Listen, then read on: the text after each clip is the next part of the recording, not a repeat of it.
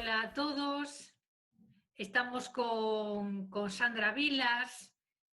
Ela é a responsable de Boina Galega.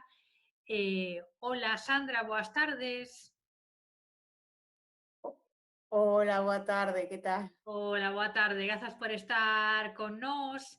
Ela vai nos falar do seu proxecto que está dentro de Artesanía de Galicia. Ela é artesana. Fálanos un pouquiño, Sandra, do teu proxecto. Contanos, que faz? Bueno, pois mira, o meu proxecto está centrado en xeral nunha materia prima, que é a la de ovella, é o feltro artesanal, por así dicirlo. Bueno, xa antes de comezar coa boina xa me dedicaba a isto, pero bueno, nun momento dado e un pouco por casualidade, non chegou a oportunidade de facer unha boina, máis ben a suxerencia de facer unha boina feita en Galicia.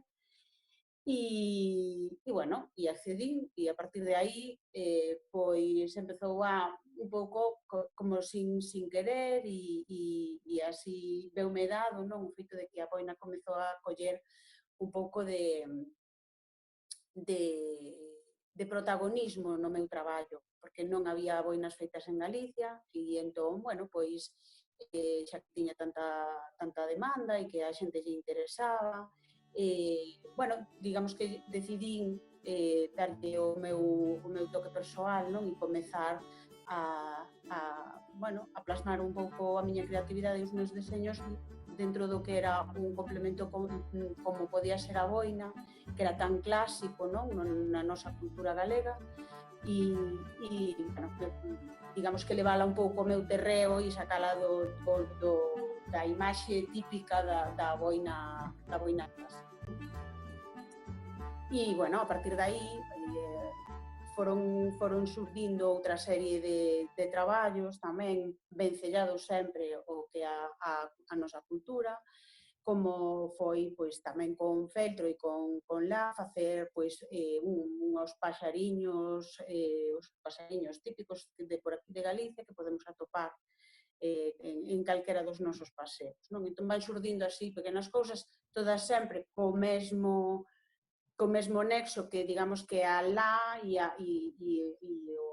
cultura de Galicia, non? En que momento decidiches adicarte á artesanía? Que foi o que te atraxo de artesanía? A miña avoa, non? Cando éramos pequenas, a miña avoa era costureira, e entón ela pasaba as horas enredándonos mentre os meus pais iban a traballar. Ela, pois, a maneira de ternos enredadas era coser botóns, facer vestidos para as miñas bonecas, pero ela era como moi meticulosa e entón empezou por aí un pouco o tema do textil, dende sempre foi moi creativa e demais. E logo, bueno, pois sempre lá dixen, isto é espectacular, eu con isto podo facer dende un pano, un vestido, un xersei, podo facer calquer cousa e ademais incluso podo chegar a facer unha escultura, porque non tiña ningún tipo de non tiña ningún tipo de limitación ou casi ningún. Entón decidín adicar todo o meu traballo e todo o meu aprendizaxe e dende a montaña de Lugo que me puiden ir a aprender o proceso da la dende o principio, bueno, técnicas máis complicadas pois como o nuno, técnicas xaponesas e demais que, bueno, xa que de alguna maneira xa é un pouco levar un pouco a modernización e demais, non? Pero a culpable de todo foi a avoa, eu sempre. Boa. En que te inspiras? Cales son as túas fontes de inspiración? Bueno, mira, realmente, a ver, mentiríache se che dixera que non, o sea, que non é a natureza, porque en xeral a min gústame moito, son moi de campo, son moi pouco urbanita, a verdade, E entón, pois sí, sí que me inspiro moito na natureza, pero a verdade é que me poden inspirar as cousas máis extravagantes, non sei moi ben, moitas veces vou e penso nunha forma, en unha forma determinada e penso como trasladala a, a, a, a unha boina. Evidentemente os paxaros pois xa é unha cousa que xa me ven dada, non? Porque xa están na natureza e lóxicamente velos e inspiraste neles directamente, non? Pero calquer cousa, dende unha pechadura, unha cousa, xa, calquer cousa me pode servir para empezar a voar por aí. Poderíamos ver algunha mostra do teu traballo? Tes algunha boina por aí que nos podas amosar? Sí, a ver, en xeral agora teño todo, o sea, está no taller, porque, bueno, teño un taller que xa o meu traballo é viable facelo na casa, sempre ando de un lado para outro coas cousas, que, como digo, xa parezo María das Bolsas, porque sempre ando con bolsas de aquí para lá, pero, bueno, teño aquí algunhas cousas que vos podan usar. Mira, por exemplo, esta, non sei se se ve, é unha das boinas eh, con, como, bueno, chamase brutas, é unha boina como con buratiños, así, hai a quen lle parece unha camelia, hai a quen lle parece, bueno, cada un saca as súas conclusións. Despois esta é unha das miñas boinas moi típicas que é, por exemplo, bueno, unha boina vermella con un broche, es caro o recheo para que vexades.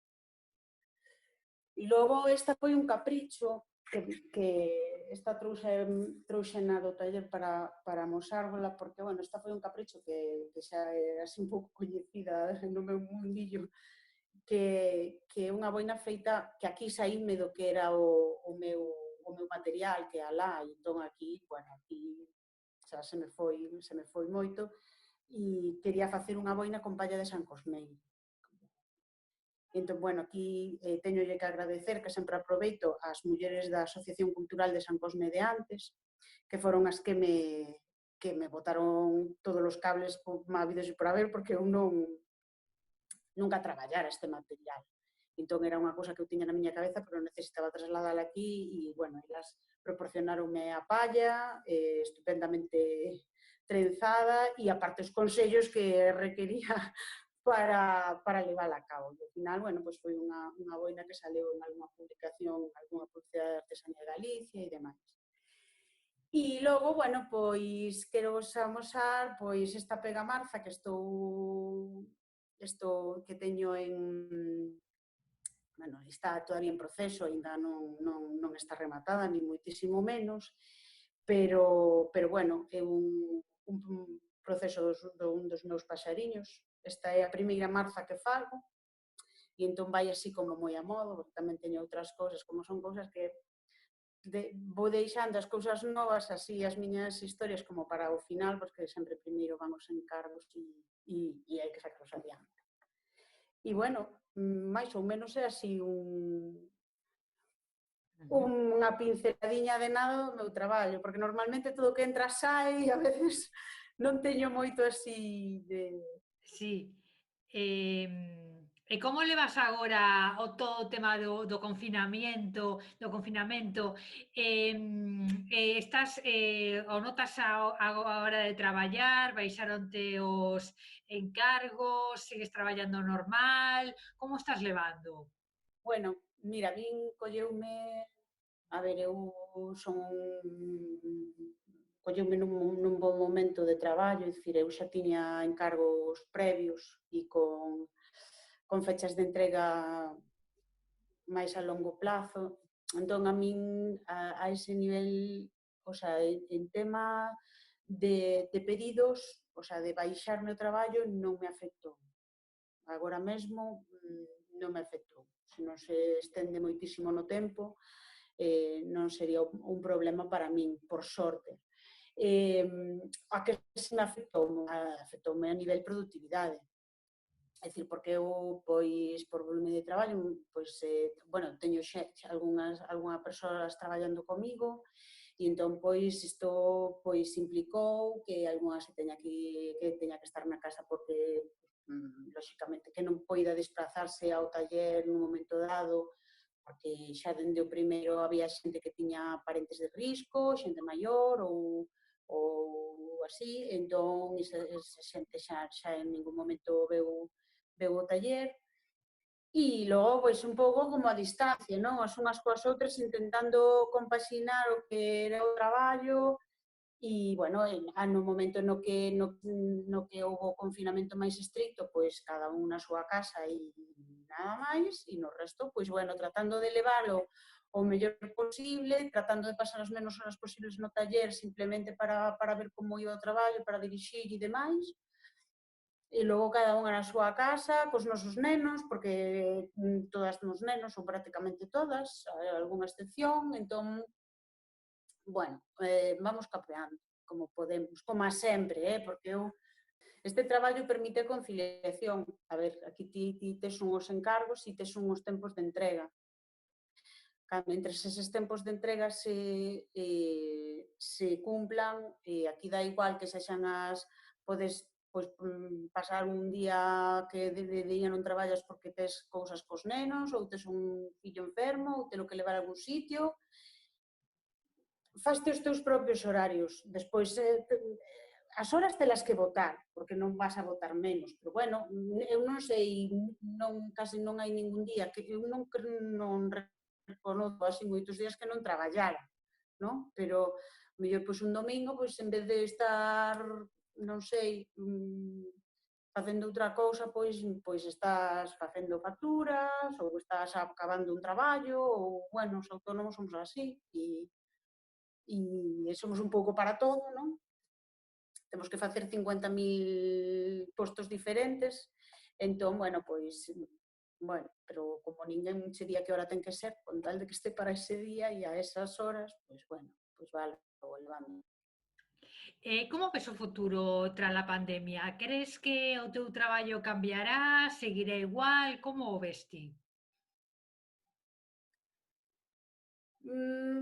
Bueno, a ver, eu teño firme propósito persoal de ir vendo, non? De non adianto acontecementos porque total tampouco cando non sei o que vai a ser, tampouco non me preocupo en exceso, trato de non preocuparme moito, non? Si hai algo que cambiar, pois haberá que velo. De aquí en adiante, home, evidentemente, todos temos claro de que cando a economía en xeral pois non vai a estar moi boiante, pois vai nos afectar a todos. Se non tes, máis se non vendes un produto de primeira necesidade, está claro que vais a ver afectado, ou polo menos nun futuro inmediato. Haberá que ir adaptándose e, bueno, a min o que máis me preocupa se queres é un pouco pois o tema de non poder asistir a feiras, de non haber eventos, non? Porque os eventos, por exemplo, para xente con artesanía é algo que nos dá moito a vida.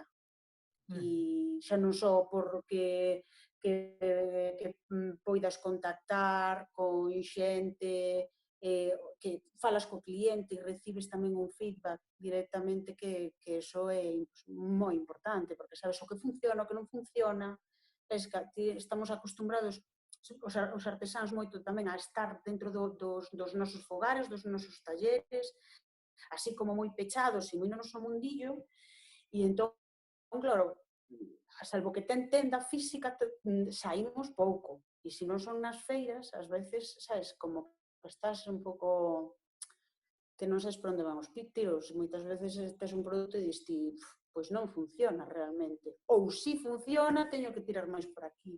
Entón xa non só a nivel venda, senón a nivel, pois eso, sondeo de mercado, as feiras son moi importantes e, bueno, non vexo moi claro eu que a curto prazo vai haber nada dese tipo. Entón, Bueno, haberá que ir aguantando, como se vexa. Entón, que ventaxas ten para ti pertencer á Artesanía de Galicia? Por exemplo, o tema das feiras... Bueno, mira, para min a artesanía de Galicia é unha porta ao mundo total. O sea, eu é que para min foi todo, porque ti podes ter un produto moi bo, pero eres pequeniño, estás no teu recuncho e para que ese produto poda chegar a, a, a un público que o mellor pode estar interesado nel, pois necesitas pasar unha serie de cousas e tes unha serie de barreiras que prácticamente son infranqueables se non tes un respaldo detrás. Non? Entón, a Artesanía de Galicia o que nos dá é a oportunidade de vernos, ver os nosos produtos expostos e nós mesmos estar en contacto con un público que de ninguna maneira, de xeito individual, chegaríamos a él. Non? Entón, pois claro, non significa o mellor que ti non teñas un bo produto, senón que non podes chegar a un ao público mellor que debería. Eu, por exemplo, sen máis, este ano as miñas pezas estiveron expostas en Formes, en Estocolmo, en Londres, entón, eu eso sería inviable para mí. Non chegaría aí, pero vamos, nin de broma. E para min foi toda unha oportunidade. Agora, pois, bueno, pois mira, hai unha tenda en Estocolmo que ten os meus paxariños, entón, eso, bueno, máis alá do que che aporte económicamente, que tamén, que a artesanía, eu creo que para nós é un respaldo e que a maneira de sair ao mundo, non? De que o noso traballo se vexa e se poida valorar, porque se non se ve, imposible. Visibilidade vos dá, entón. Sí, visibilidade e apoio tamén, porque ti sempre pois, tes algún problema, buscas un pouco consello tamén, entón, bueno, eu personalmente eu sempre obtiven bons resultados, é dicir, dende que estou con Artesanía de Galicia, dende que pertenzo un pouco á fundación e tal, pois eso noteino, lógico. Moi ben, Sandra. Pois xa para rematar, dinos a túa web e as túas redes sociais para que poidamos ver o teu traballo e tamén compralo, como non.